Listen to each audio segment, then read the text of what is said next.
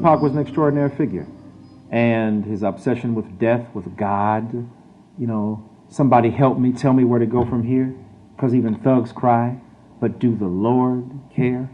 I mean, he was hollering, shouting, begging for intervention. Even as he rushed toward the grave, he was begging for somebody to put the brakes on him. And I think that his own recklessness, his own genius, his own embrace of the abyss, even as he sought to elevate those who were caught in its ugly grasp, makes him the defining figure of his generation. And his self-destruction and his love and hope for black people define an ambiguity that is characteristic of his genius, and that makes him the perfect symbol of a divided soul of a young generation. You know, out of the love for black people. So that's how I got to live, and that's how I have to die. And that's how my music has to be, and my acting, and my producing, and my interviews, everything has to be for the love of black people. I'll always remember the night they took my homeboy. I try to block it out, but it replays in my mind again and again. Now in my heart is where I'll keep Tupac. And now half my heart is filled with death. To Tupac, I'll always miss you. You are the voice of our generation. If there's one thing I want all of his fans to know, it is this. Tupac had a truly loving heart. No matter what you hear or what you read, believe me when I tell you his heart was filled with love. I know why so many of you want to believe he's still alive in this world. You're all hoping to hear from him again. You will in his music, but the truth is, he's in a better place. A place where he has found peace and his heart is trouble-free. This documentary is dedicated to the memory of Tupac Shakur. But before I end this page, I'd like to lift my hat for one final salute to that young, brave black brother. Rest in peace. Pac, I'll miss you. One love.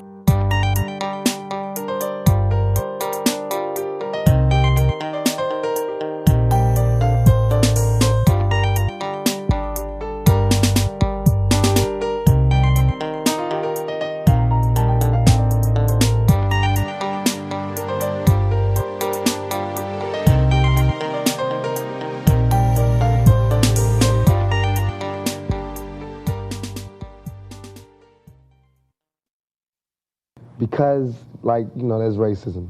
So when the Panthers hit, the government panicked, and they had a thing called a COINTELPRO, and they felt like the Panthers were detrimental to American society, so they raided every Panthers house, especially the ones who they felt like could do the most damage as an orator. Mm-hmm. So my mother was 7 months pregnant.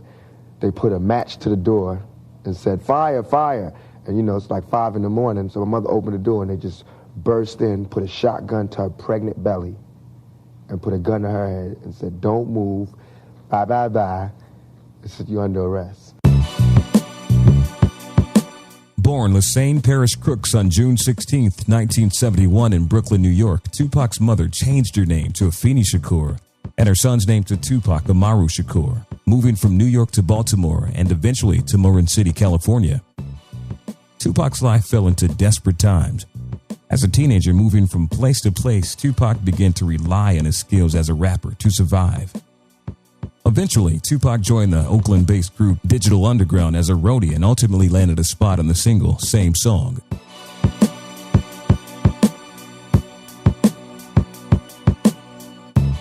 That single led to a record deal with Interscope Records, where he recorded his first album, Tupacalypse Now. Tupac's first album reflected his militant upbringing, a change from the fun-loving artist that performed with Digital Underground. His subsequent work covered every topic imaginable, including life on the street, friendship, and a haunting premonition of his own death. Tupac's life outside of music and movies was as controversial as the characters he portrayed in films. In 1993, Tupac was involved in a shooting incident in Atlanta, Georgia, with two off-duty cops. That same year, he was involved in a fight with a limo driver in Hollywood, California, who accused him of using drugs in his car. Later, Tupac spent 10 days in jail for taking a swing at a Lansing, Michigan rapper. With all of these accusations surrounding Tupac, his name became a launching pad for politicians and religious leaders as the symbol of everything wrong with rap music. Names like Tupac Shakur, Flavor Flav, Snoop Doggy Dogg. Reverend Calvin Butts is leading a crusade against violent rap from his pulpit in Harlem. We're not against rap. We're not against rappers. But we are against those thugs. Yes, I am going to say that I'm a thug. That's because I came from the gutter, and I'm still here. I'm not saying I'm a thug because I want to rob you and rape people and things. I'm a businessman. I mean, you know I'm a businessman because you find me at my places of business. You don't find me up in you know what I'm saying? I don't understand this. I don't understand What do you this. think about the joke? Thug life meant the hate you gave little infants fucks everyone. I mean, it was an acronym meant to talk about the difficulty of young black kids. THUGLIFE. The hate you gave little infants, UCK, everybody. Meaning, what you feed us as seeds grows and blows up in your face. That's thug life. I don't think that the music or the artists that express those realities are creating the violence. I think they're the messengers. I think you don't shoot the messengers. Basically, gangster rap, I guess it's like telling the real and not holding back, giving up, the reality from the street point of view. And like by us being from the streets, we know how to report it. I tell, basically what's going on. The fact is that there are a lot of gangster records right now. There's a lot of voices for people who had no voice before. Always had the oppressor wanting to call our women bitches, but we always fought against it. We didn't spread it or to call us niggas. We always fought against it. We didn't perpetuate it. But now it's your own people calling. Now we're getting paid to say that which we've always fought against. Hip-hop culture in general has nurtured at its heart this femophobia, this disdain for females. And it comes across in the bitch and the hoe and the skeezer and the slut and the hood rat. It comes across in the extraordinarily powerful virulence that they express toward women. And it's an interesting dualism. I love my mama, hate my baby's mama, right? And so if mother is eligible for erotic union, she's hated. If she's by virtue of her lineage, that is being my real mama, then she's adored and elevated. And I think that this mother love and mother hate, this mother attack and mother disparagement and mother embrace is the characteristic symbol of hip-hop culture. Nowhere was this duality more evident in the music of Tupac Shakur. His music reflected his reality, and at times he referenced women with derogatory terms. However, he also showed a level of responsibility with songs such as Dear Mama and Brenda's Got a Baby. Indeed, the rap artists have a responsibility. Those who pay them have a responsibility. But those who set the context have an even greater responsibility. If there were not such easy access to guns and drugs and so much unemployment and so much abandonment, the rapping would be abstract. The painful reality is that the rapping is real. And somehow I get the impression that basic white mass media was to focus on rap and not reality. And I say, if you're going to cover violence, cover reality, not just rap. Rap is an extension of the culture. Let's break up the violence in the culture. And I hope y'all put that on camera because that's real. I mean, don't just pick and choose stuff out here to fit me on one side and the rappers on the other. These are our children in trouble. They are in pain. No matter what y'all think about me, I'm still your child. You know what I'm saying? You can't just turn me off like that.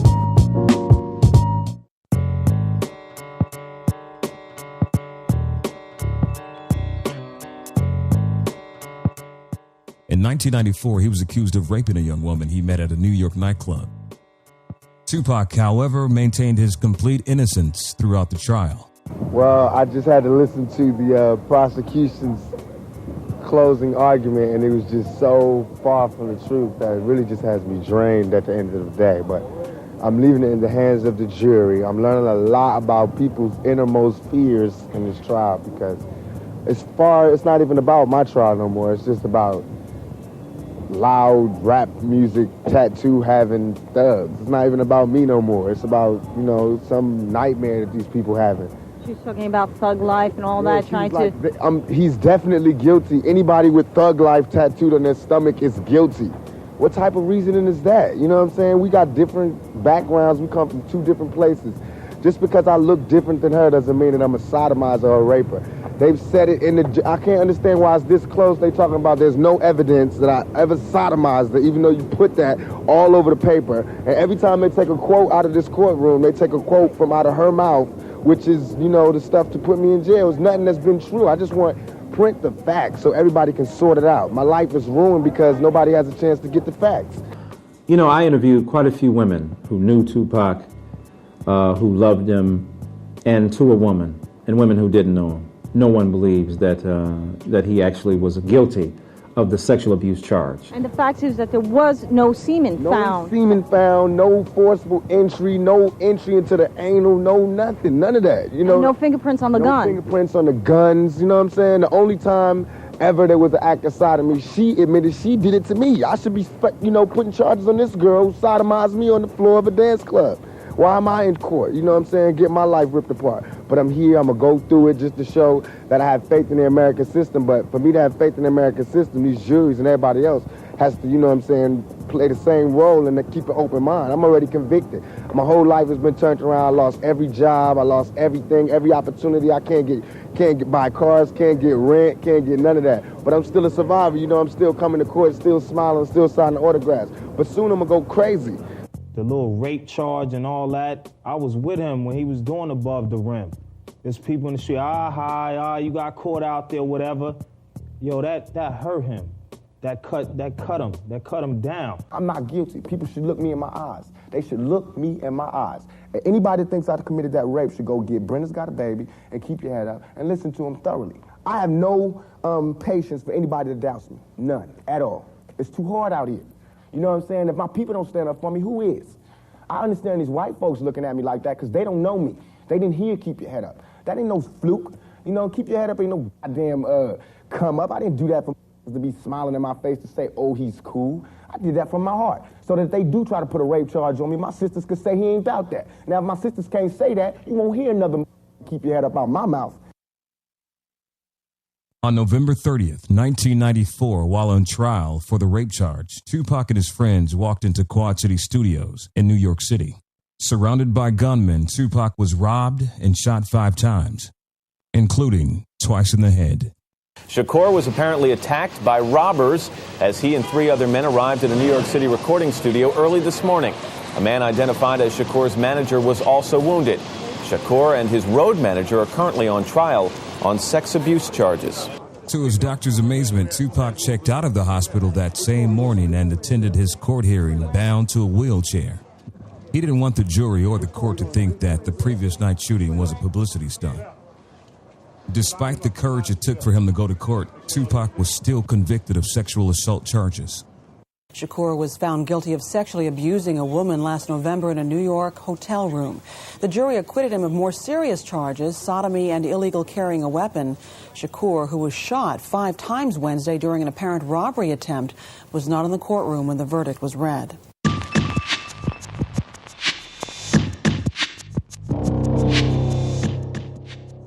I was how I became Tupac's bodyguard. I was working for Death Row Records. I was working in a studio, and I was a studio security basically. And the artists would come into the studio, Tupac and various other artists, and I would have to greet them at the door when they came in, and pat them down for weapons and things like that. Pac observed me, several times as he came into the studio. At the time, I was actually bodyguarding Snoop and the Dog Pound. And we had a video shoot that we were doing in New York. At this video shoot, unfortunately, some things went wrong. There was a shooting on the set. And I stepped in doing my job. Basically, I don't want to call myself a hero, but I acted from the gunshots that I'd heard. And I was the first one on the scene, and I pulled everyone out of the trailer. As I was pulling people out of the trailer and getting them secured into the van to get them away from the gunfire that was going on, one thing led to another. Everybody was safe. Everything turned out to be okay with that incident in New York. After the incident, that night in December of '95, we went back to the hotel. A bunch of phone calls were made. We left New York the next day, got all of the artists out of there that night. The next day, we're back in LA. I get a phone call from Reggie and said, Suge want to see you. So my next day at the studio was going to be that Monday. I get to the studio that Monday, and Suge says, hey, Frank, what happened in New York? Calls me into his office. I go in, I talk to him, I told him exactly what happened with the whole scenario surrounding the shooting. Then he said, well, everybody is calling you a hero. I was like, oh, really? And he was like, yeah. And he was like, good job, man, good job. Reggie had assigned several different people to Tupac. I was one of them. Kevin Hackey was one. Kenneth Archer was 3. Cooper Hagen was 4, and Leslie Godwin was the 5th one. Tupac had literally 5 different bodyguards, and we had a 2-day on, 2-day off type schedule where 2 guys would go on to give everybody a rest. I was working security at Club 662.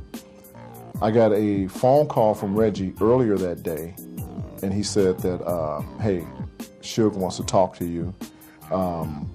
I think that we got a proposition for you. And I go, what is it? What is it? And he goes, I'll talk to you when I get there. And I was like, no, what is it? He goes, it's concerning Tupac. They got there that night to 662, and Pac rolled up with Suge. And I went and greeted him, and I opened up the door to let him out. He was like, yo, Big Frank, you here, man? You here? I was like, no, man, what's up? He goes, man, you're going to be my bodyguard, man. I chose you to be my bodyguard. I was like, oh, cool, man. Right? I had no idea prior to that until he actually had told me. I had the idea of what Reggie had told me, that I was going to be working with Tupac, but I didn't know I was going to be his main security. As he explained it to me, I want to be his main security. Right after that, we did the fight in Vegas. And they performed and everything that night. We went back to LA after that weekend, and immediately after going back to LA that Monday, I was assigned to Tupac. From that moment on, it was Pac and I. Everywhere he went, I was with him. And we were rolling. Picture us rolling. Frank and Tupac grew closer as friends as time went on. Everywhere Tupac went, Frank went. They were inseparable. Frank took it upon himself to make sure Tupac kept the appointments of his busy schedule at Death Row. Knowing they were his last days, movies, videos, the studio, those were the main 3 things that he was focused on, and he was doing it. We'd just be running around at 50 to 80 miles an hour, literally me driving behind him, following him to his appointments throughout that day. But we would always end up back in the studio, no matter what, because he was laying vocals and he was doing tracks. He was a lyrical, writing, miracle musician. We would stop at a store. He would see a store. He would tell me pull over or tell the limo driver to pull over. He would run in, grab a pad, come out with a thing of big pens, and he would start writing. By the time we would go, as an example one day, from the Los Angeles courthouse back to his penthouse on Wilshire, he had 2-3 pages written lyrics. And that night we would go to the studio and he would be laying the vocals to tracks. I went from jail to bail to barely on probation. They got a player facing 3 strikes, and we might just blast. God bless the jail. He wrote quickly and he wrote brilliantly. And he's like a poet, a pavement poet, so to speak, reflecting on the conditions of black people, especially poor black people, especially poor black males.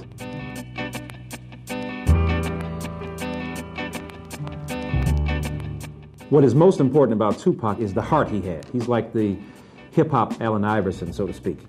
His heart is huge. His heart is vulnerable. His heart is exposed, and it bled through every lyric that he could imagine. I could not be here breathing and be comfortable if I was really as bad as they was making it. You know, nobody could be around me. So for me to be this calm, I must have some kind of inner peace. And my inner peace is knowing that once everybody take the time to really see what type of person I am, you'd be surprised.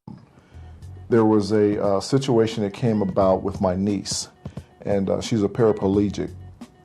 And my sister had touched bases with the Make-A-Wish Foundation people, and they had it set up that my niece and there was another little kid was going to meet Janet Jackson. And originally they were going to meet her in L.A. Then she changed it from L.A. to New York. The kid lived in New York, and my family's from Chicago. So my family called me, my sister, and she said, hey, this ain't going right. Janet Jackson now is not going to go to L.A. She's going to go to New York because she's got some other engagement or something like that, I'm assuming, in New York. And she decided to go to New York, and the kid that already lived in New York was going to have the opportunity to still meet Janet Jackson. But the twist to that was, with artists and with the celebrities, when they meet with these kids from the Make-A-Wish Foundation, it's up to them how long that they want to spend with that child. So in this particular situation, my sister explained to me that it wasn't going to be for a very long time because she had a busy schedule.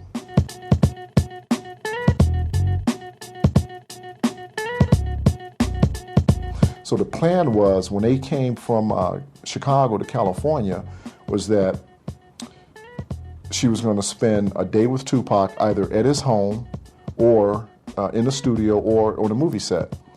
Well, that was 3 times more than what she was going to get with Janet Jackson on more of a personal level, you know, with Tupac, me being his bodyguard, and that being my family.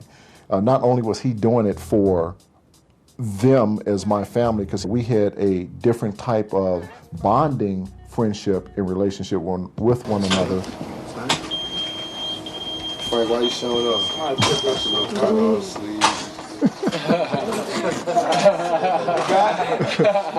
Make a nigga like this feel bad. James, what's up, man? I feel you, homie.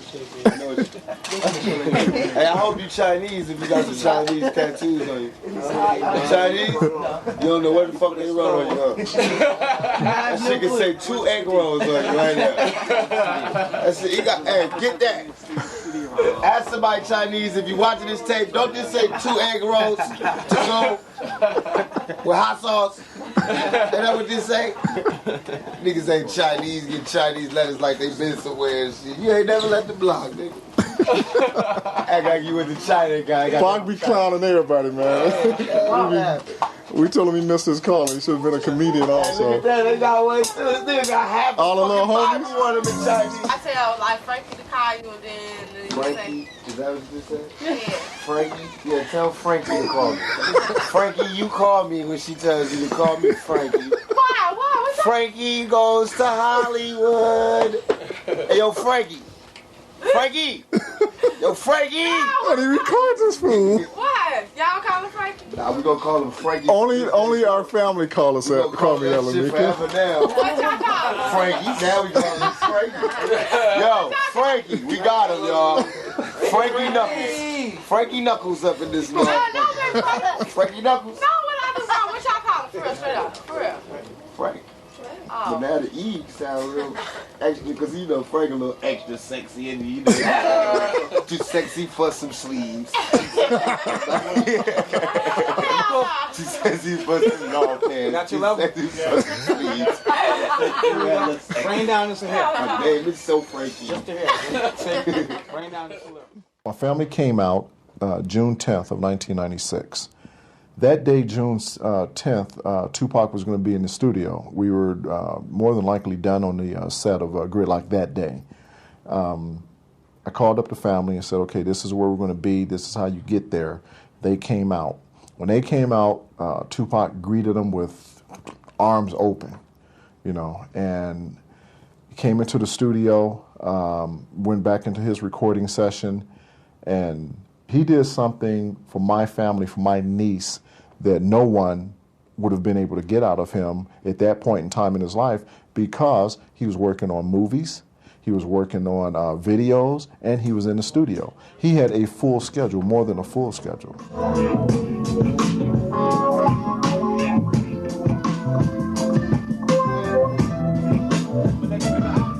I'm surrounded by thugs.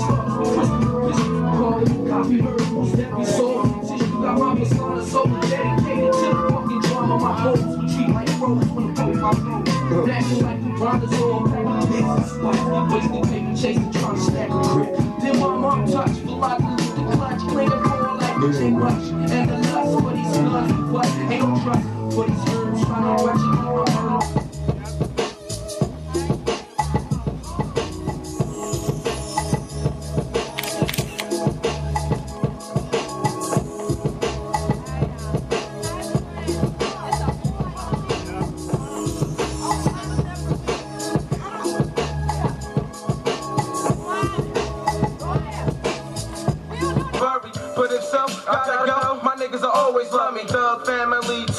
I know they want me to die, but I'ma survive. See the look in my eyes. Hey, this is Lamika, and I'd like to give a shout out to all the Trey Wednesdays out there, HPG in the house. And I'm chilling up in the studio with Tupac and Coco G. And,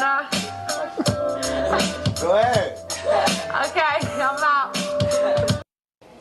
All right. No, for real though. You gonna let me come, for real, before Saturday. No, for fact. See. Yeah. You promise? No promises. Promises made to be broken. I might get hit by a car and go to jail. Oh, don't say that. Just come see me. No doubt. You're welcome. Okay then. Just tell Frank. Yeah. Yep. Here we go. Rolling. You be with me. Make me a drink, dog.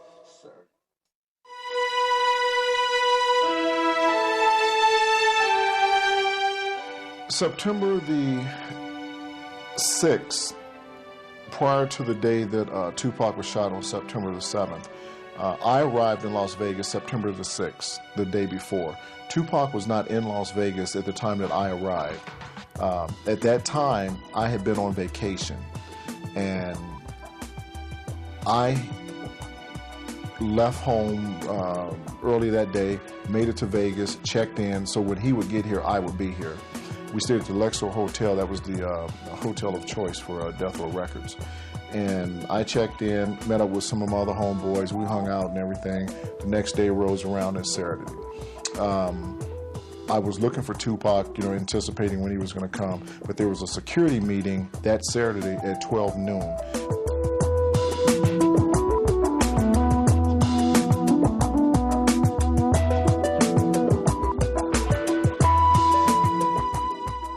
That security meeting, it was set with a local attorney's office in Las Vegas, George Clinesis or something to that nature, and Right Way Security. So all of the security that was going to be in town for the Mike Tyson Selden fight, we had a meeting that day. That day, we were told not to bring our weapons into the club after the fight, not to have our weapons on our person, to either leave them in our hotel room or to leave them in our vehicles. Several of us had talked about it, and we decided we'll leave our weapons in our vehicles, and we'll leave the vehicles, obviously, in the parking lot because we're going to have to drive them. So if anything jumped off, one person would have a weapon on them, but all of us would have our weapons in our car if we needed to get to them. So we wouldn't be weaponless having them in a room.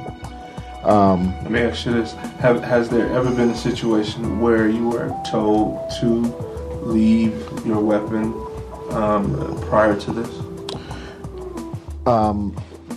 We were never told prior to September the 7th to leave our weapons anywhere other than the fact if we were going out of the state of California by airplane to a video shoot or on tour. We knew common sensely we couldn't carry a weapon on an airplane. So more than likely we would have left our weapons at that time, but we were never told, there was never a meeting held specifically to tell us to leave our weapons, period. This was the first in a long line of unusual events that were to take place that weekend. After lunch, I'm riding with Reggie Wright, going back. He asked me to ride with him. I said, okay, fine. He explained to me that my radio, which was a Nextel radio, a handheld set, and a telephone, that my backup bodyguard, which his name is Kevin Hackey, who was with Tupac while I was on vacation, had my radio, and he was still in LA. And Reggie told me that he was pissed at Kevin because he did not turn in the radio. He was not where he supposed to have been at the time for me to get the radio, which would have been brought to Las Vegas.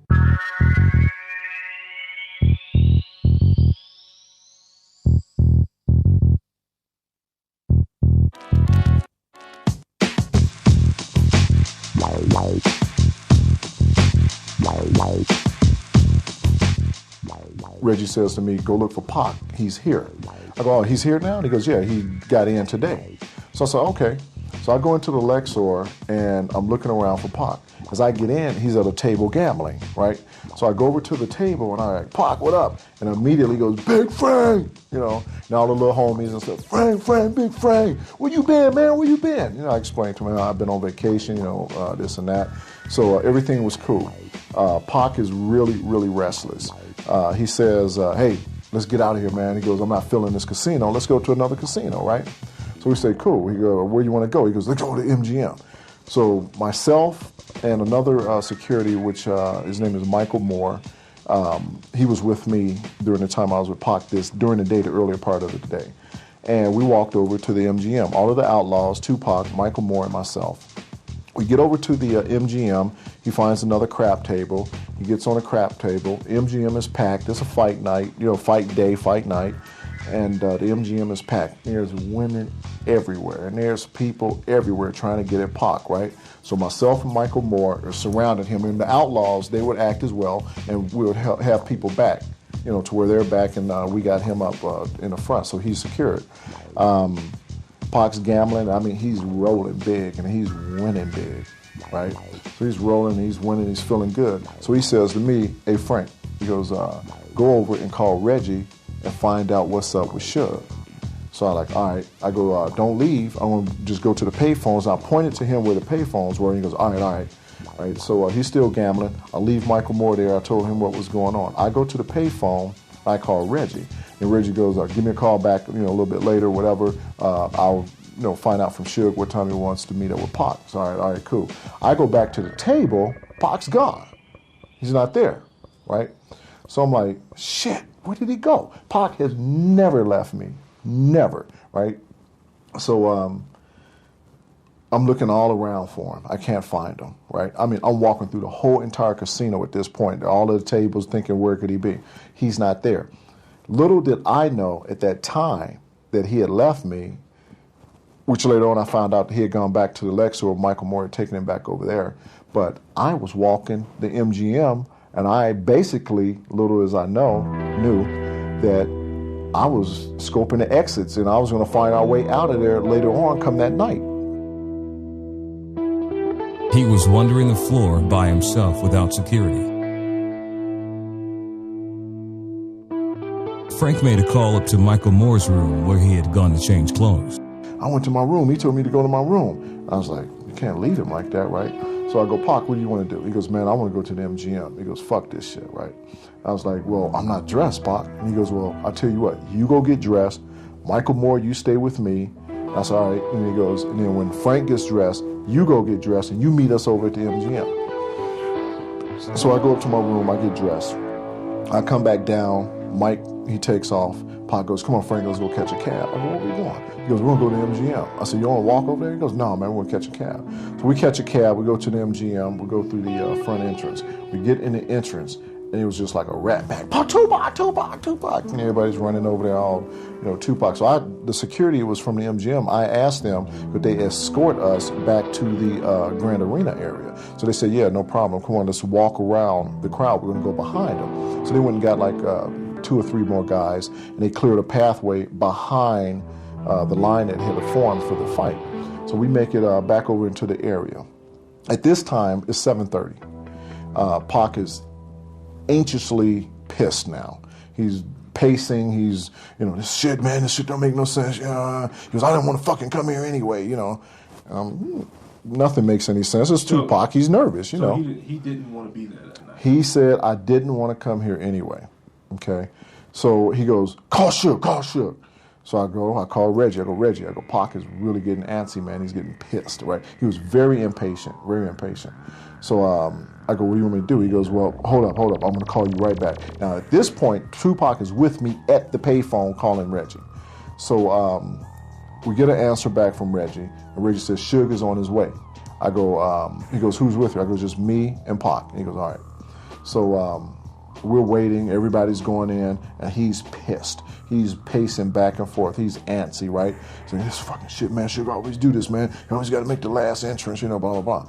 So I'm like, he'll be here, man. He's chilling. He goes, no, man, fuck this, man. He goes, we should just go, man. He goes, we should just go. I said, whatever you want to do, Pac. As soon as I said that, we turned around. Here comes Suge. I don't know, one of the gentlemen that was with him, I didn't know who he was, and then one of his homeboys.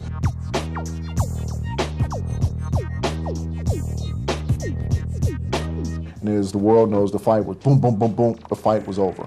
After the fight, Tupac's and Suge's thing was to go to the back where, Mike's dressing room.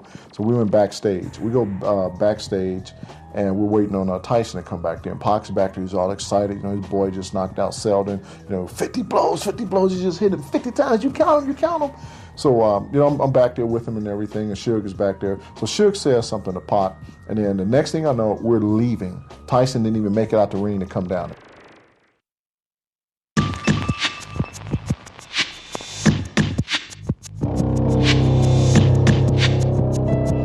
We walk out of the MGM back arena area. As we get out into the entrance area, we're looking for the rest of the, Suge's guys, the Death Row Posse, and then Pac's looking for the Outlaws, right? So after a fight, everybody met out there, and then everybody got together, and we went on about our business.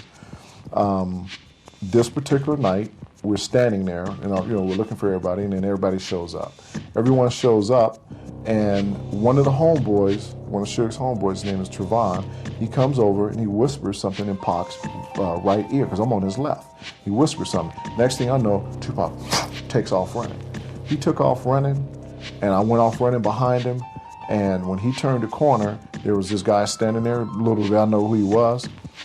He ran up to him, and he swung. And then the guy swung back, and then Pac weaved, and then Pac swung again. And at this time, there was like 3 or 4 blows thrown. Tupac had this medallion on that he had recently purchased, and it broke. When it broke, he went down to pick it up. When he went down to pick it up, I grabbed him. And when I grabbed him, I threw him against the wall, so I had him out of the fight. At this time, everyone else is running up, as clearly the MGM footage shows. The guy is Orlando Anderson, now that we know who he is. They're into this brawl. And I have Tupac against the wall now at this point. The fight ended. We had to get out of there.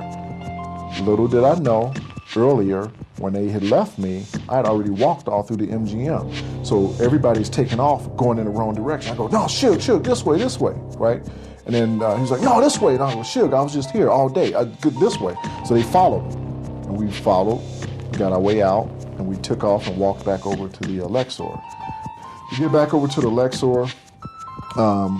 Suge said, hey, I'm going to go up and change. Pac was there, I'm going to go up and change. We'll meet back down in the valet. All right, cool. Changed clothes from what he had on, a silk shirt and blue jeans, into a green sweatsuit type attire. He had a green tank top on and green sweatpants.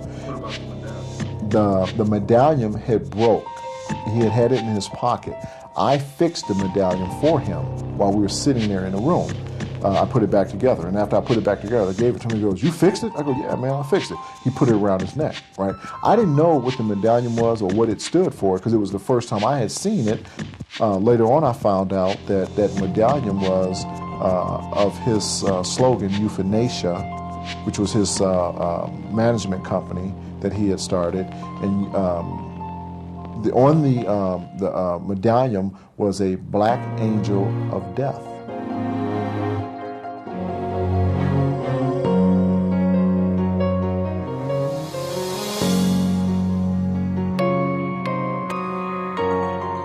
Eeriness of that, and then other things that happened later on, was just like mind-boggling to me.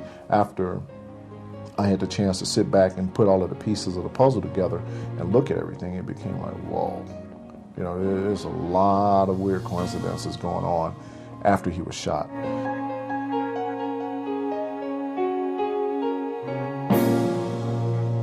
We're down in the, at this time we left his room, we're down in the valet park and we're waiting on Suge. Suge shows up. While we're down in the valet, all of the hoochies, all of the groupies, everybody that knew Tupac and Suge was, Suge, can we go to the club? Suge, Pac, can we go? Suge said, let's go. He and Pac was walking to Suge's BMW. I'm walking with them. When we get to the car, Pac turned to me and goes, yo, Frank. He pulled the keys out. He handed me the keys. He goes, drive the little homies because we're going to be drinking tonight and you'll be able to drive us back. So I was like, what car you want me to drive? He goes, drive Kadada's car. And I didn't even know where the car was. I go, where is it? He goes, it's right there. He goes, the homies will show you where it's at. So I was like, all right. So Suge gets in his car, he and Pac, and the entourage is starting to form now. Suge takes off. I'm right behind him. I'm the bodyguard on point. Theoretically and honestly, there should have been 3 or 4 more bodyguards with us that particular time, going from there, going to Suge's house, and going back to the club that night for the after party. Later on, I found out that with security, that there it was 22, about 20 to 22 security personnel for this night. Everyone was called to Club 662 to set up the security and get the people rolling in over there. So all of the security was there. Michael Moore, who was with me earlier that evening, supposed to have met us at the MGM. His story to me was Al Giddens, who was the supervisor now for security at this point, Al Giddens told Michael Moore to fuck that. You go and come to the club. And he was like, well, Tupac told me to come over to the MGM. He was like, no, we need you over here. You get over here. So Mike went over to the club. So I was the only one left with Pac. Keep in mind, my weapon was in my car. I didn't have a phone. I had no way of communication. Reggie was also over at the club. Reggie normally is Suge's bodyguard. And Reggie is always with Suge. That night, why he wasn't with Suge, only Reggie knows that. At this time, everyone in the car, not just me, looked at the gas and was like, yo, Frank, we're going to run out of gas. I was like, what y'all want me to do, pull over and get gas? I go, you know, if we pull over, we lost them. Right? So I said, I can't pull over. I might as well take the chance and run out of gas, right? Thinking we're just going to go to Suge's and from Suge's back to the club. But the light had been on forever at this point, on the gas light. How long were you all at Suge's house? When we got to Suge's house, we were at Suge's house probably a good 30 minutes. Suge went in, he changed clothes, and they were all just BSing a little bit.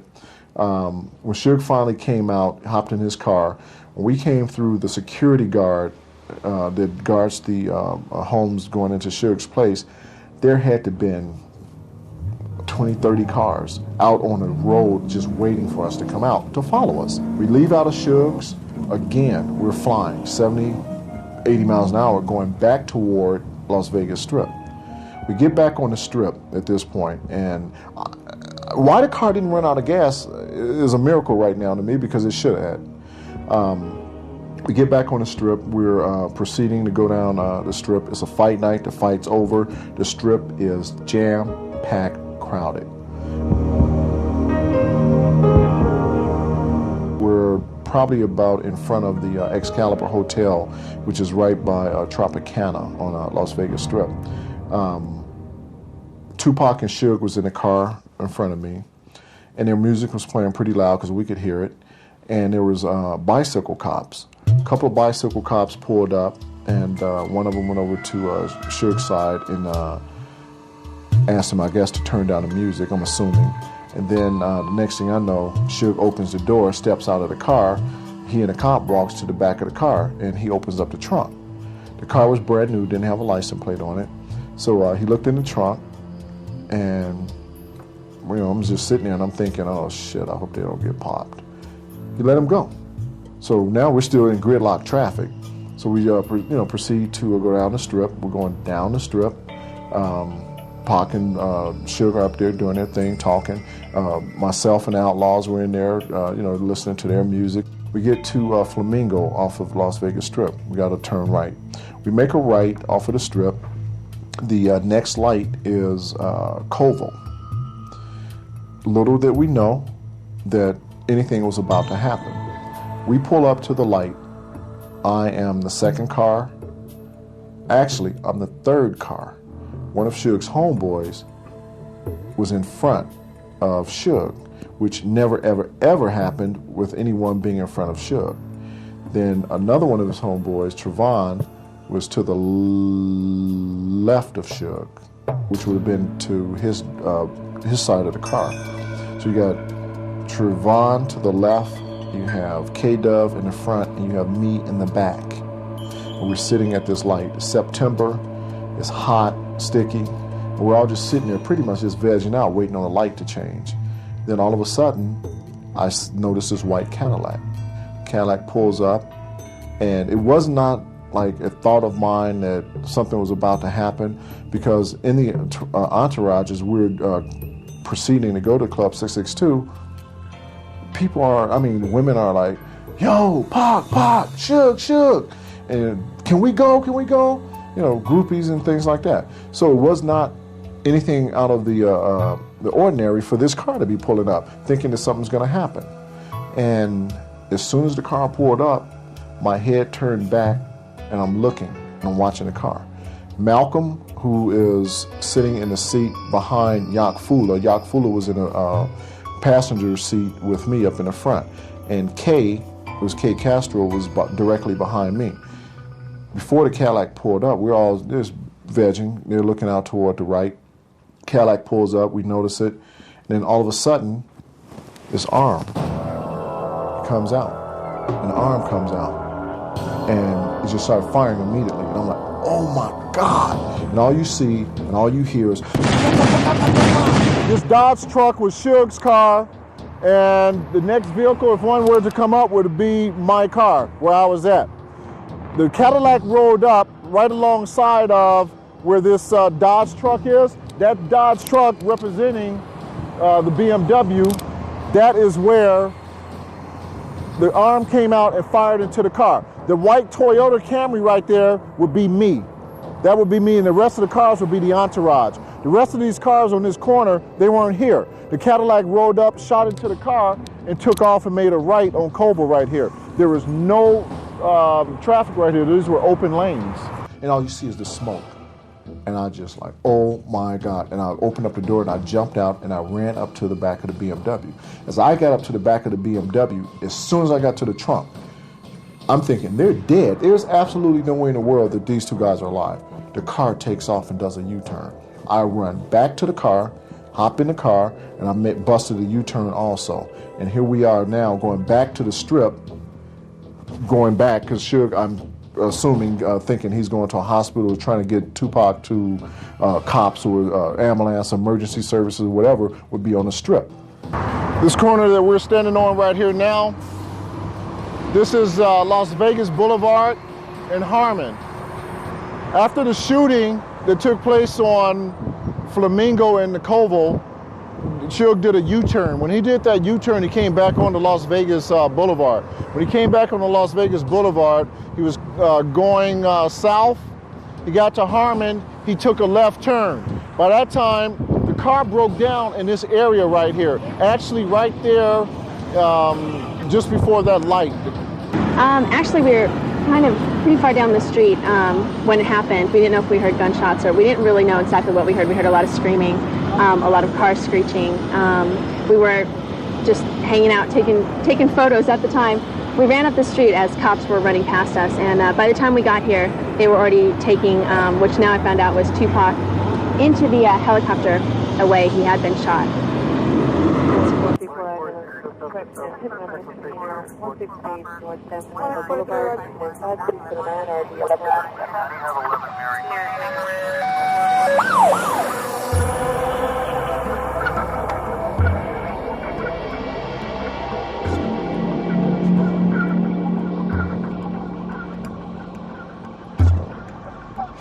You know what I'm saying? I'm selling records. This is what I do for a living. I'm selling records. Don't get it twisted. This is not my real life. This is not how my real life is supposed to be. I'm not supposed to be really having all these villains in my life. Now, I didn't think it was going to be a matter of life and death.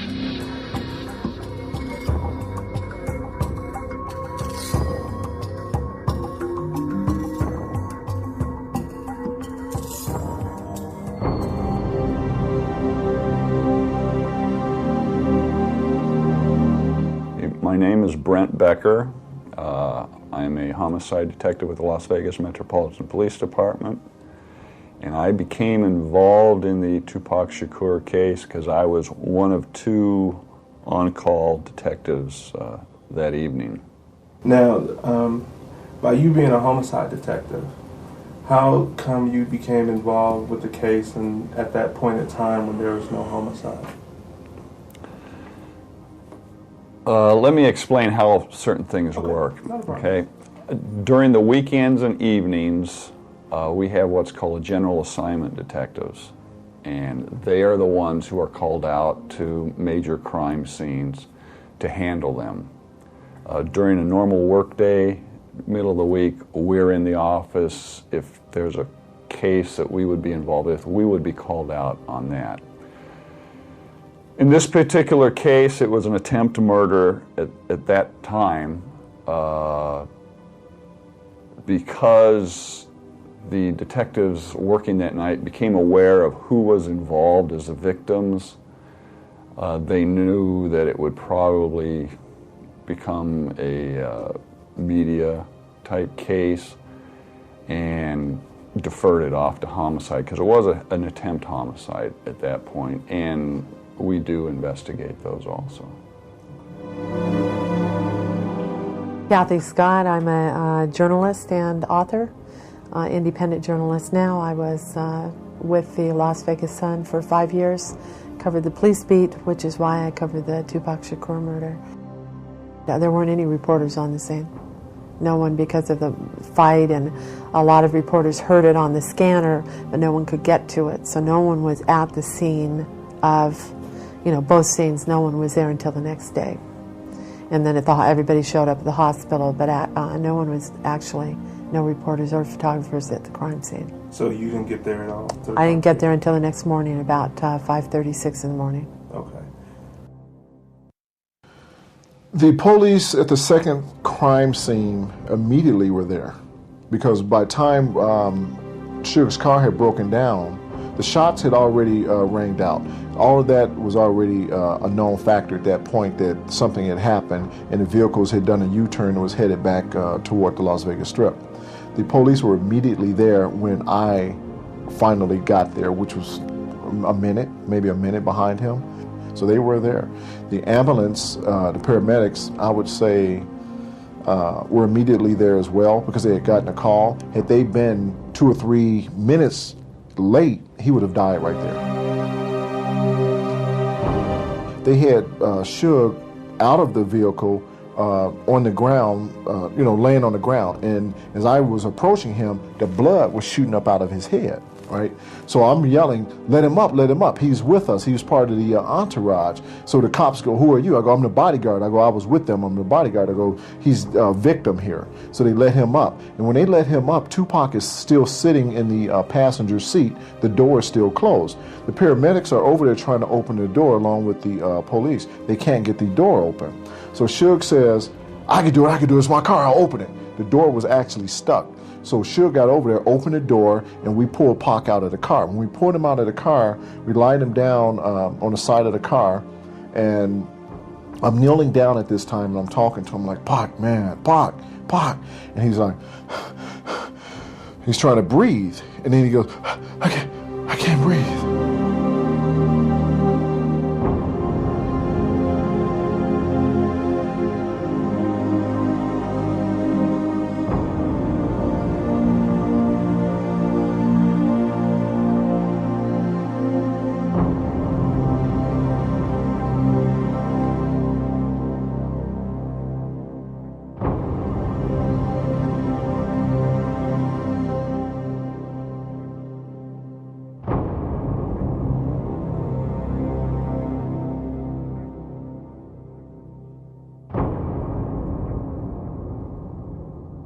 The witness, the members of the entourage and forcing them on the ground, lay on the ground, didn't make them necessarily amenable to talking to the police about it. Well, what I was told by some of the members was the way they were treated by the police. I guess I can understand their feelings, but there's also the flip side to that, in that at the time all this is going on, the officers responding had no clue what was happening. Who was the good guy, who was the bad guy, and they dealt with the situation as a felony crime in progress, possibly these being the suspects. So I'm sure things were a little harsh at that time. When I got there, again, I'm there much later. I'm just trying to get some information out of people, and they didn't seem too receptive to talk to me. There were people that talked to me, but they weren't totally forthcoming with the information at that time. No leads or suspects were given at that time. It was pretty weak at that time because the majority of the people weren't really wanting to talk to us. I know that there were some reasons behind that, and that probably slowed things down a bit. The day after, right off the bat, we're wanting to talk to the guy that's in the car with Tupac Shakur, Suge Knight, and we're working right away with that. And in fact, the night of the shooting, we tried to talk to him, but were refused access to him by the members of Death Row, attorneys. And in fact, it took 3 days to get to talk to Suge Knight.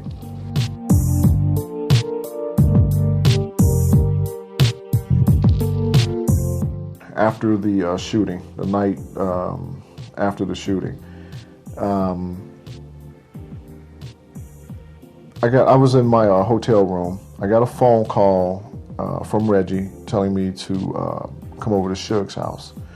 I go over to Suge's house, and everyone is there. Everyone is there, and everybody's tripping. There's not a whole lot of conversation going on, but everybody is just like in disbelief that it happened.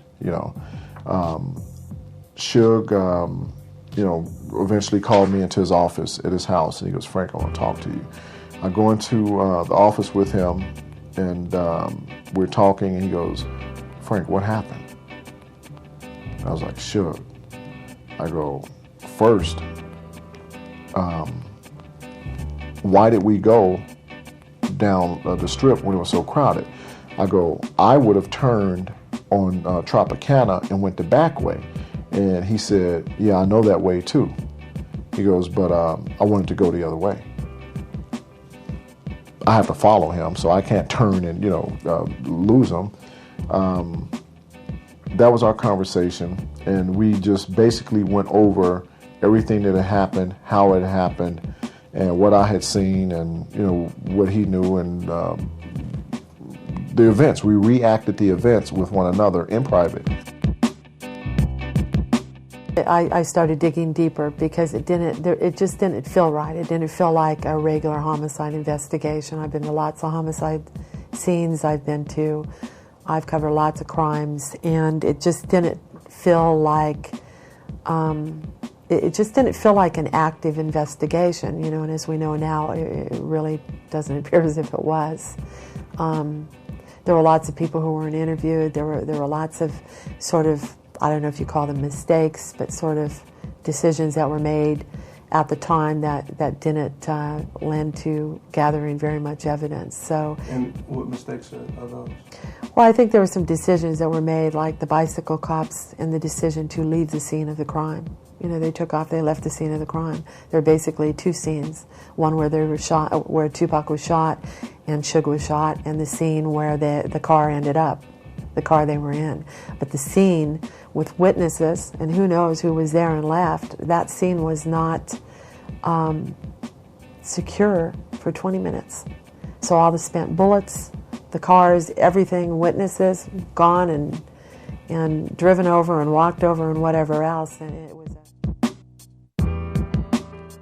On September the 12th, I had flown home, actually about the 11th. I went home. I told Reggie I needed to go home because I needed a change of clothes. I needed clothes because we were going to be there for the rest of the week. So Reggie said, okay, go ahead. We'll get your flight out, and he goes, come back tomorrow. And I said, that's no problem. I said, I just need to go home and get some clothes and get some more stuff. So he goes, okay, no problem. I went home, prepared myself, got everything I needed. The next day comes, it's September the 12th. I go to my hotel room, I check in, I tell Reggie I'm back. Reggie says, okay, stick around because Suge is going to want to see you tonight. I said, okay. So, I just hung out that day. The nighttime comes, I get a phone call. Reggie goes, be at Suge's at 9 o'clock. I go, okay. I go over to Suge's house. It's 9 o'clock at night, September the 12th. And no one was there. It was just Reggie and Suge. Reggie meets me at the front door, and he goes, hey, Suge is really upset. He goes, he's really hot-tempered right now. He goes, if he says something to you or something like that, don't worry about it. He probably really doesn't mean it. I was like, all right. I said, I'm cool. So we go, and he goes, we're going to go out by the pool. I said, okay. We go sit down by the pool. Now, this is the infamous red pool. It wasn't red. The pool had the Death Row emblem painted on the bottom of the pool, which had recently been done, and the light shining on it was a red light, and the bottom of the pool was red, basically. And, Suge is sitting on his back to the pool. I'm facing him, so I'm looking directly at the pool. Reggie is sitting to my right. Suge starts talking to me. He was like, Frank, the detectives are going to want to talk to you tomorrow. They're going to want to talk to you, blase, blase. He goes, just remember everything that happened, and, just let them know, basically. So I'm like, all right, so we talked a little bit more conversation. And then he says to me, he goes, I know you loved Pop. I said, yeah. He goes, I loved him too. I was like, I know. He was like, this is just bad. He goes, it's bad. I go, I know. That conversation and that meeting was way different from the night of the shooting to the next day when I met him at his house. So now I'm thinking like, what's going on? I started feeling kind of strange. I had an eeriness come through my whole body right there. Gangster rap star Tupac Shakur underwent a third operation last night to correct internal complications stemming from the drive-by shooting. He remains in the intensive care unit at University Medical Center in Las Vegas. He is severely injured internally. He has multiple gunshot wounds to the chest. 5-year-old rapper was in the back seat of a black BMW, part of an informal convoy of 10 cars, when Las Vegas police say shots were fired from a passing white Cadillac. Yesterday, the Reverend Jesse Jackson arrived and said a prayer at Shakur's bedside. We've been informed that doctors have told the family members that they expect the rap star to once again recover from his injuries. Conan Nolan for NBC News, Las Vegas.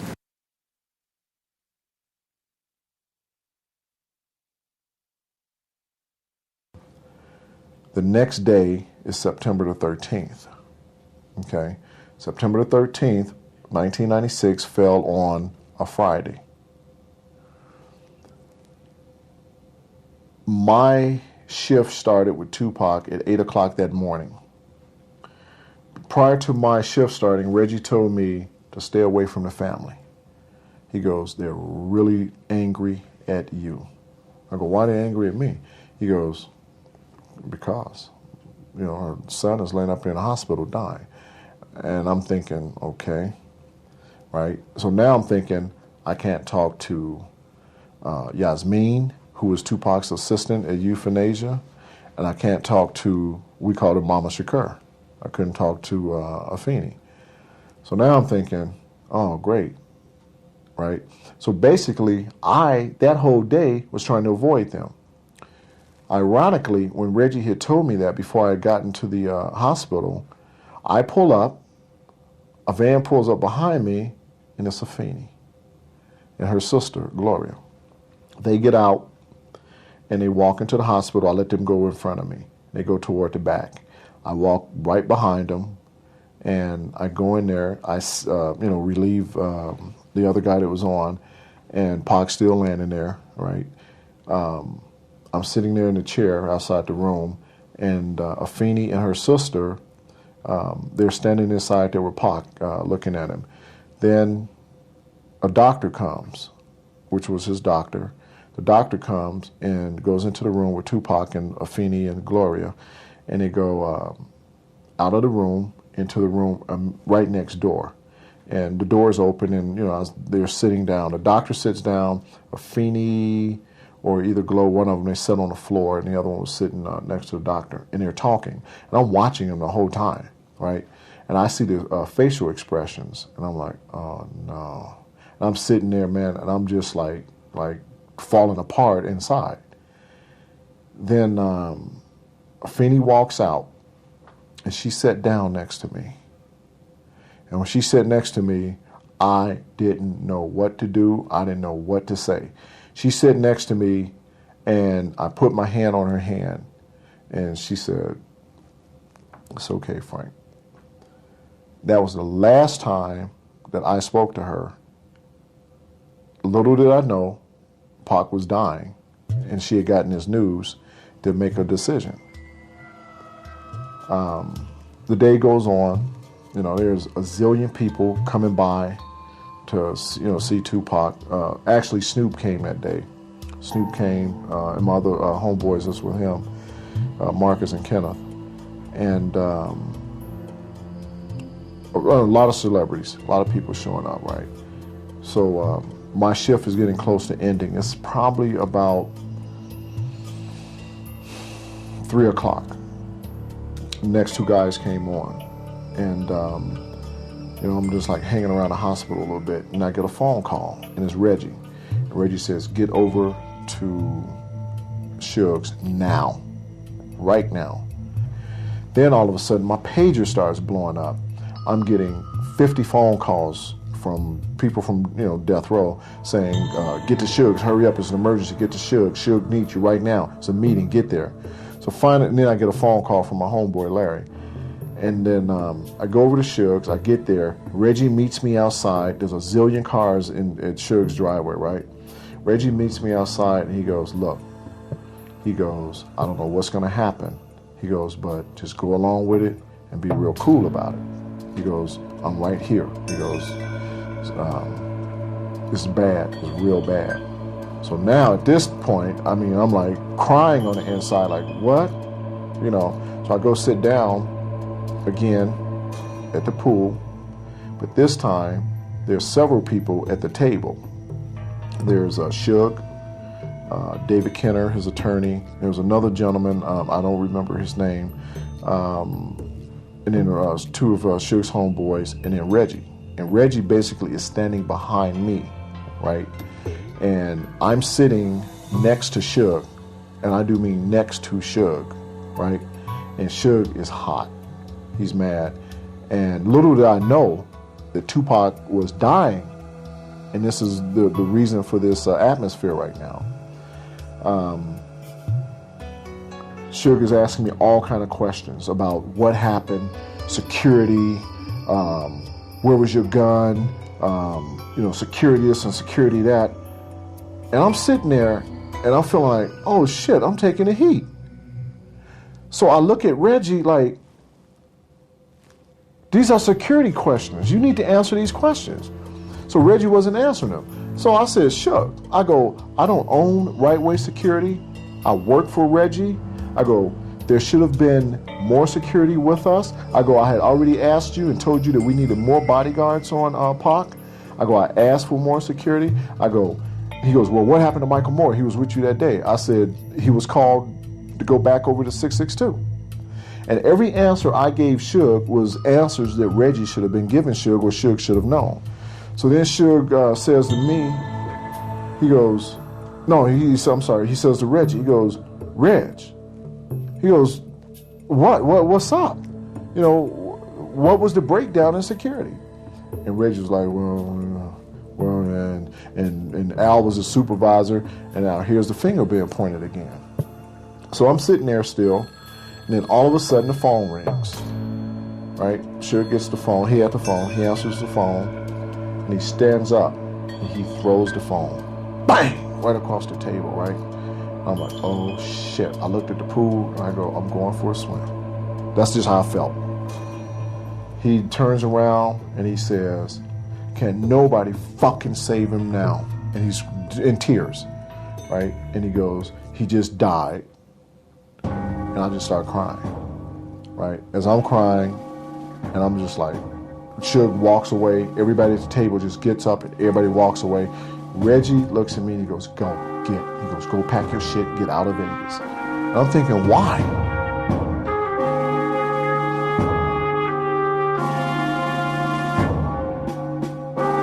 Shakur's heart and respiratory system simply were overtaxed by the devastating gunshot wounds he suffered in a bold ambush a week ago. Word of his death brought legions of followers. Police have yet to identify any suspects, and now Shakur has died before detectives could even try to speak to him. Show my respect for Tupac. My brother was a good brother. His words really give us strength to keep on moving and look forward to another day. A lot of people's touched by it, not just rap music artists, listeners, lovers, but a lot of people, older people, is touched by this. This is a sad situation. They came early and stayed late in Harlem, even in the rain, to remember Tupac Shakur and to promote peace in a rap world of violence. We here to say, well, let's make a turn from the bad to the good. A lot of negativity out here, and the violence is going to take more than just Tupac's death to stop. I still don't think people's going to learn from it. I still think a lot of stuff is going to go on, a lot of killing, a lot of violence still. They're not going to learn nothing. It's a cold, cold day in the rap, hip-hop music world. In case you haven't heard, it's been all over the media, all over the news, all over the radio. Tupac, rapper Tupac Shakur has passed away. I would like to send condolences to Tupac's family. I think he was a great person. I learned a lot about him by reading about him and everything, and he did a lot of good stuff for his community. Let's go for another one, High KCEP. A lot of our young brothers out there would start to get along a little bit better and stop coming up with the old adage when one looks at the other one that he's mad dogging me. And we would live a happier life, and things like this wouldn't have to happen. All right, sir, that's well put, and of course, we thank you for taking time out of your busy afternoon to call us and share that knowledge with us. That's very good, and my condolences does go out to Tupac's family. I was calling to find out did Tupac die? He passed over an hour ago. Calls about Tupac Shakur came to V103 within an hour of his death. Is this who he dead? Yep. DJs Greg Street and Sean Hudson call it an obvious loss to the rap industry. It was a bad situation. I think he really got caught up into something that wasn't probably directed at him, You know, it's just, you know, something that happened. I mean, I think that if he could have been able to continue with where he was going, I think you'd have seen a side of Tupac that, you know, the people, he was going to grow to another level that he hadn't been at.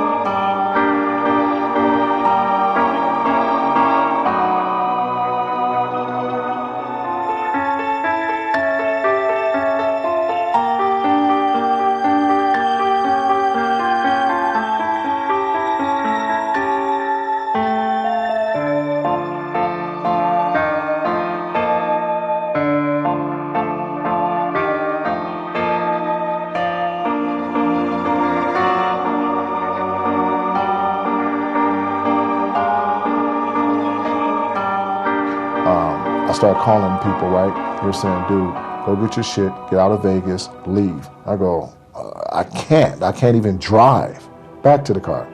Go. You know, so,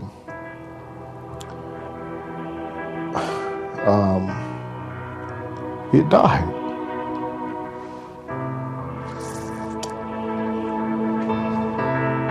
That was it. He died.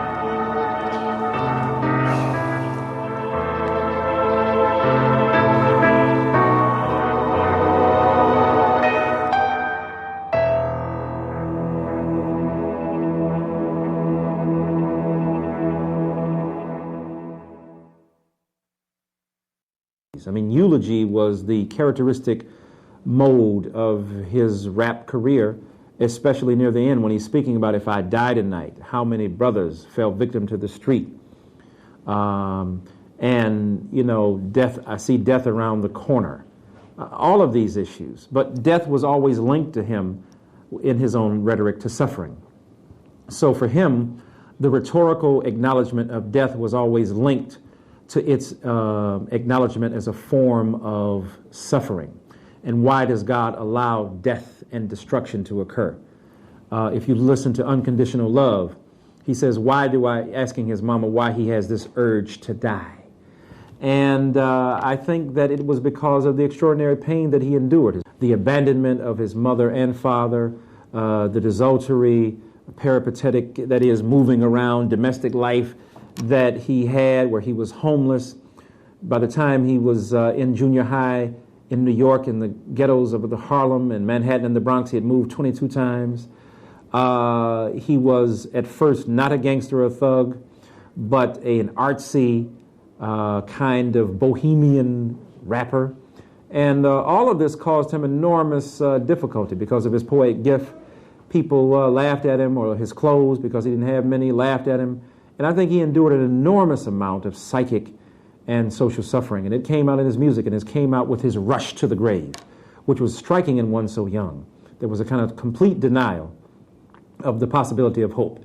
He proclaimed time and again, young, strapped, and don't give an F, hopeless, I'm hopeless. And that was his life.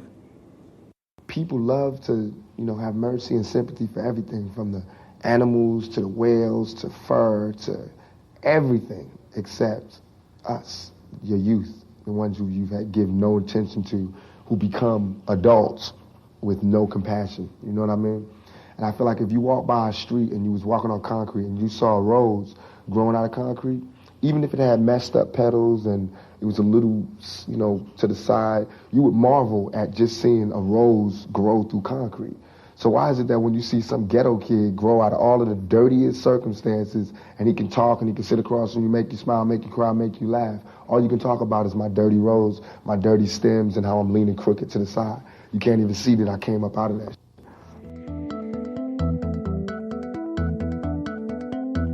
Well, I think initially the sense I got in talking to different people was that people weren't talking. And the police, they were putting out a little bit of information, and their thing was, well, no one would cooperate, no one would cooperate, no one would cooperate. Well, police don't end an investigation because nobody cooperates. They continue. But Orlando Anderson, I think that was a little odd. that Orlando Anderson was taken into custody, and then, I mean, he was actually questioned at the MGM Grand and decided to leave, and that should have been a red flag right there.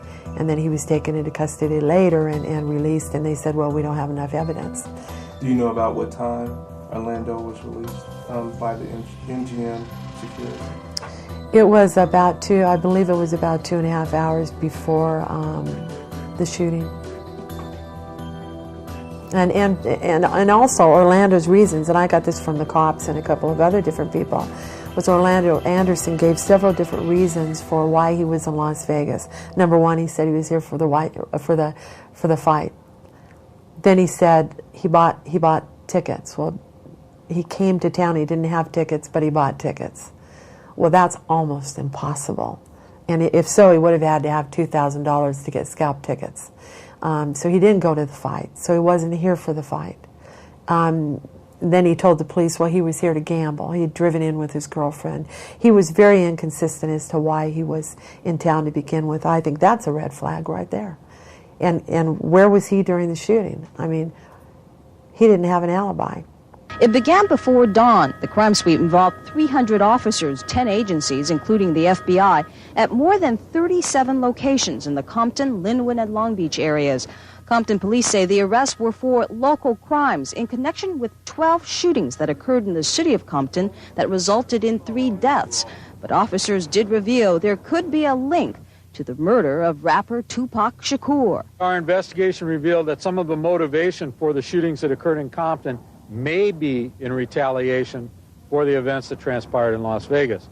But those of you who are familiar with gang activity know that gangs do retaliate for perceived violence against gang members of a particular set. The reason that we targeted the September 7th date is we noticed that we had an increase in gang activity and shootings beginning following that date. Shakur's car was sprayed with bullets following a boxing match in Las Vegas on September 7th. The rapper died a week later from his bullet wounds. Las Vegas police were on the scene for today's sweep and will be interviewing some of those arrested, including a 22-year-old reputed gang member named Orlando Anderson, who may have been in Las Vegas that night. Las Vegas Police Department has not announced any suspect in the Tupac Shakur shooting. There is one suspect who was arrested on a homicide which occurred in the city of Compton in April, who they will probably talk to. But as far as that goes, I would refer you to the Las Vegas Police Department for any information regarding the crime that occurred in Las Vegas. I cannot say that we have pinpointed one particular person. There are some people, and I can't elaborate as to the names, but there are some people that came up early. There were a lot of names that came up through the course of the investigation. Many of them we could eliminate right away based on the information that was given to us, because we knew there's still some information we know that has not been made public, and it's helped us to eliminate the nonsense that comes in, and unfortunately there is a lot of that. I don't think they ever had any suspects. I mean, I don't think they were looking at suspects. They never named. They even hesitated to even come close to calling Orlando Anderson a suspect. They did at one point, and then they withdrew it very quickly, like a day or so. Oh no, we never called him a suspect. Suge Knight, I think that was rather interesting. That Suge Knight goes into, there he is. He's overnight. He spent the night at University Medical Center.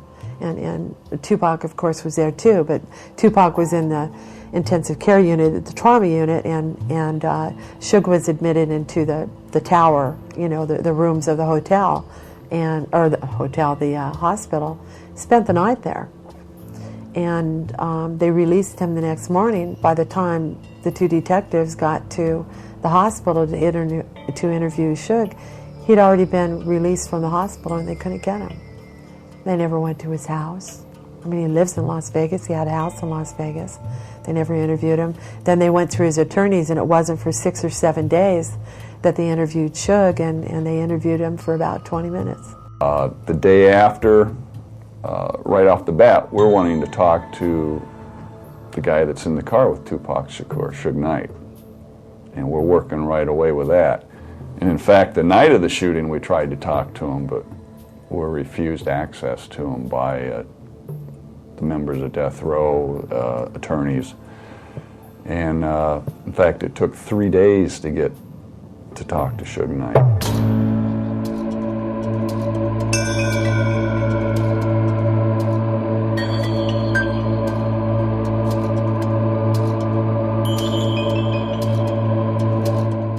There are a number of inconsistencies in relation to the crime scene. First, that particular night, and the witnesses that were interviewed, there were actually 2 different types of vehicles, a white Cadillac and a white Lincoln Continental. I tend to lean more towards the Cadillac description, though the license plate the only license plate number we were given was on a Lincoln. Well, put it this way, the witness said that the car that the plate was on was a Lincoln. The plate number was thoroughly checked because the number itself was invalid, and I did every kind of mix and match that you could possibly do, and never got anything on the license plate number. As far as a Cadillac, there have probably been 50 different stories about that Cadillac called in. No 2 are the same.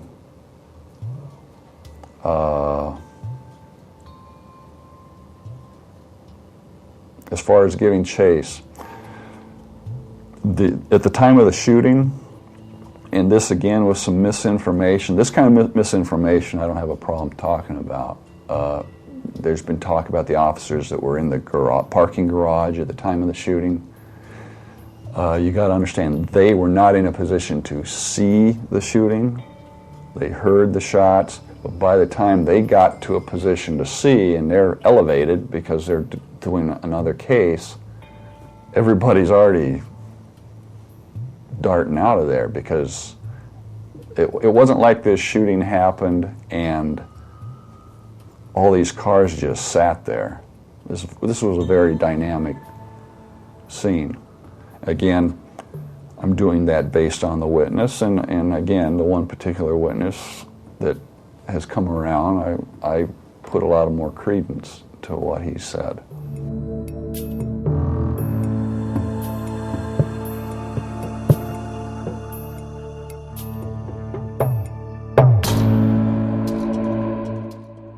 Witness statements have even varied on who was the actual shooter in the white Cadillac. With the information I've gotten from witnesses, one particular witness who has been helpful, it wouldn't be the driver from the positioning and all. And there were some witnesses that were not part of the entourage, that were just happened to be there. And again, descriptions were given of that, and the positioning of the shooter was not the driver. No, revolvers don't leave shells, so they thought that possibly a revolver or that kind of a gun could have been used, and it wouldn't have left any evidence behind. Physical evidence, no. Witness descriptions, that's come up, that possibly some other shots, but there's been no physical evidence of it. And again, there's only been one person that has said they thought that there was another weapon fired. From the type of weapon that was used to the number of times he was shot, there are still many discrepancies. I believe it was 4 or 5 that hit him. They had 10 to 12 spent. He was struck 3 times, but one shot hit him twice. So he was hit twice in a way to where they were serious injuries. One of the witnesses to the crime was Tupac's childhood friend and member of the Outlaws, Yafu Fula. I didn't interview any of the witnesses. I, in fact, interviewed Yafu Fula that night. Again, he wasn't real happy about sitting there talking to me. The fact that the one person who says he witnessed the crime and could finger the shooter. He did say he thought he could identify the driver. He never said he could identify the shooter. Yafu Fula, as we know, Gaddafi, ended up dead a month, 2 months later. Both police departments in Orange County in New Jersey and the Las Vegas police said from the get-go, no, they're unrelated. I don't even think they investigated whether they were related. When we learned that he was killed, I was on the phone right away back to New Jersey. So it wasn't because we didn't try. It's because of what we got from the very beginning with the attorneys for death row.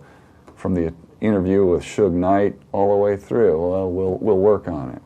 But no, there was no evidence of it. I talked to the investigators back there. It was quite obvious to them that this was in no way related to the Shakur killing.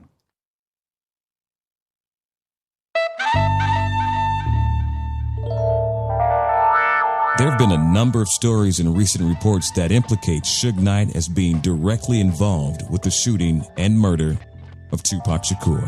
I found no evidence whatsoever that Death Row or Suge Knight had anything to do with Tupac's shooting. I've talked to lots and lots of people, and including the LAPD, who seemed to think that they wanted to. They tried to pin it on him. And let me tell you, if the LAPD had any evidence whatsoever that Suge Knight had anything to do with either Biggie Smalls' murder or the police in Las Vegas had anything to do with Tupac or Biggie or whatever, they would have indicted him. They tried. I think that there was lots of cops trying to pin something on Suge, and it just didn't add up, and they couldn't get him. I think there's some people who would like to see him stay in prison. That's been brought up a lot. I obviously had to look at it as a possibility, but my feeling is if you're going to have someone killed, you aren't going to want to be sitting 2 feet from them in a car, and especially considering the size of Suge Knight. He's right there. The way the shooting's going on, I'm surprised he didn't get hit any more than he did. Yeah, that came up, but my personal belief is no, he didn't have anything to do with this. The June 2001 issue of Rolling Stone stated that Frank Alexander knew why Suge Knight would have had Tupac murdered. I have never witnessed with my eyes. I can only speak for what I have seen or what I have witnessed with my own eyes. I did not directly say not one of the things that I read in the Rolling Stone article, me being quoted as saying. I didn't say those things. I stated in my book, Got Your Back, that I saw no reason why anyone would sit in a vehicle or next to anyone that they would put a hit on someone and be sitting next to them with the bullets flying all through the car like it did that night. Suge was a target as well as Tupac was. I stick by that. I said that in my book. Why would I have put in Rolling Stone magazine or with this Detective Poole, as he said I said these things, why would have I told him these things when I didn't even put it in my own book? It would have gone in my book before it would have gone in Rolling Stone magazine. I'm shocked that Rolling Stone magazine would even print something like that without checking secondary source. They could have gotten a hold of me through my publisher. I never said that Suge Knight was one of the shrewdest gangsters. Suge personally never did anything to me. He treated security very well, as I've stated before. There was no beef with anyone in security with Suge Knight. Never. I've been interviewed by the FBI. I've been interviewed by, obviously, the Las Vegas homicide detectives. by the LAPD. Why would I have said that Suge had Biggie killed? I was no longer working for Death Row Records. I have no idea why Biggie was killed or who killed Biggie. Do you have an idea why Tupac was killed? No, I don't. I mean, I have never seen any information, and there are lots of rumors, people say lots of things, and I think it's just absolutely absurd that just the notion that someone would say, yeah, I'm going to sit next to him while you open up, an automatic, handgun and fire it and hope it doesn't hit me. It's ludicrous. I don't think it happened that way.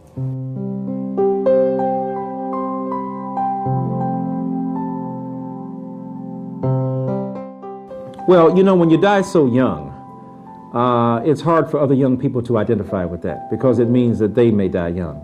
So their vulnerability is protected by protecting Tupac. If he's dead, I can die. If he's not dead, then that possibility is forestalled. So when people invest in this urban legend that they saw Tupac in Cuba, kicking it with Assata Shakur, or he's on some paradise island, it's a way of protecting their own psyches from the vulnerable recognition that they too will and can die. Furthermore, I think that Tupac is the first candidate for the kind of cultural survival that usually is only accorded to figures like Elvis. Of course, when Charlie Parker died, people immediately went around and said, "Bird lives," and people claim to have seen him in other places. So Tupac by no means is the first, but I think the most extraordinary black example of survival in this post-industrial urban spaces. Tupac had a special gift. I truly believe it. And I think that part of that gift was the sense of prophecy. Well, I think he definitely had, what Freud called thanatos, which is this love of death, this death wish.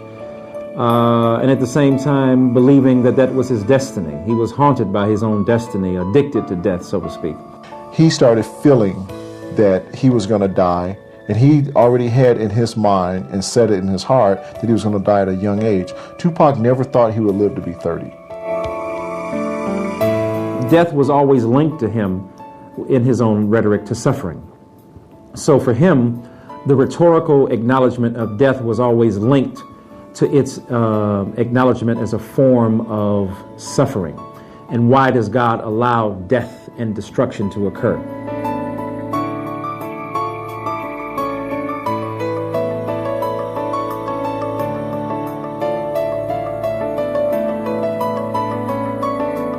His death, he had just lyrically spoke about it a lot in his songs. It was his time. September 13th, 1996 was his time to go, and it was pre-planned.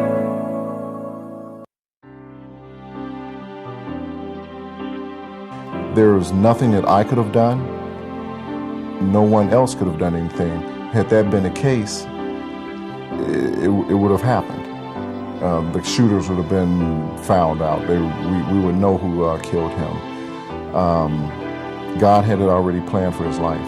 His mom and I even spoke on that, and I wrote that in my paperback edition of my book, Got Your Back. And she said to me, "Frank, baby, there was nothing that you could have done that night.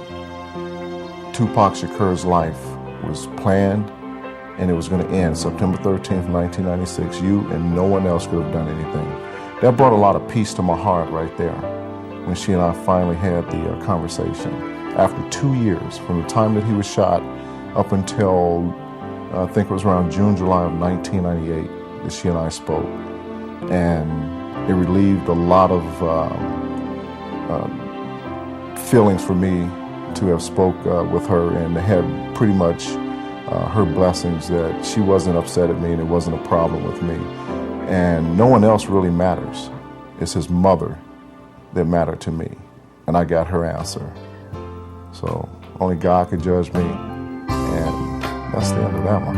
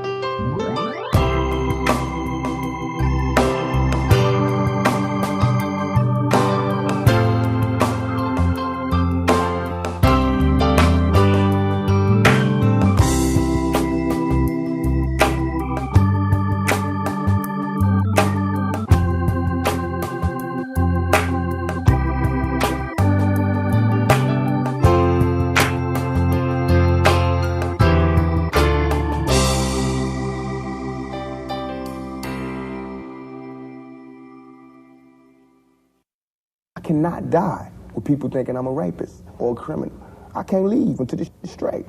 You know, I'm not suicidal. I can't go until y'all really know what time it is. And then after that, boom, it's all over. And we can see, you know, how this shit fall. But that's how it is. And the reason being is because if I can't live free, if I can't live with the same respect as the next man, I don't want to be here. Out of shell, feeling empty.